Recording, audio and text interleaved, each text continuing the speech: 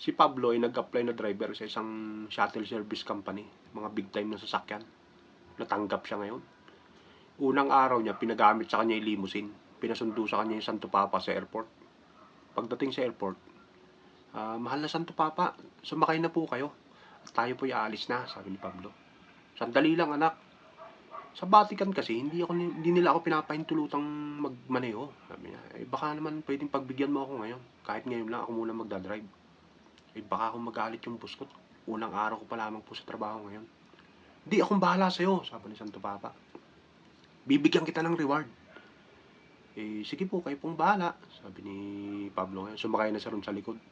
Yung Santo Papa nagmaneho, hinataw niya agad. Bilis. Pagdating sa Skyway, ang bilis ng takbo. Maya-maya, nagwawangwang na yung mga HPG. Mga naka-big bike. Napatigil nila yung limousine ngayon. Tumawag yung HPG dun sa happy nila.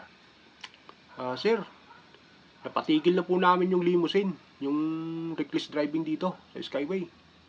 Ano pang iniintay nyo? Sabi ng hepe. Tikitan nyo na, impound nyo yung sakyan. Sir, big time po Wala akong pakialam, sabi ng hepe ngayon. Sino ba yan? Mayor ba yan? Hindi po sir. Ano yan? Congressman ba yan? Hindi po sir.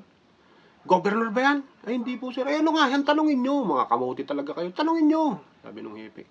Nilapitan nila si Pablo ngayon. Sir, magandang umaga po. Ano pong pangalan nyo? Ako po si Pablo Batong Bakal. Sabi ni Pablo na buong tapat niyang sinabi yung tunay niyang pangalan. Siya raw po si Batong Bakal Si Pablo Batong Bakal. Nako naman. Hindi ko kilala yan. Tikitan nyo. Ikulong nyo yan. Pati yung driver, ikulong nyo. Hindi po sir.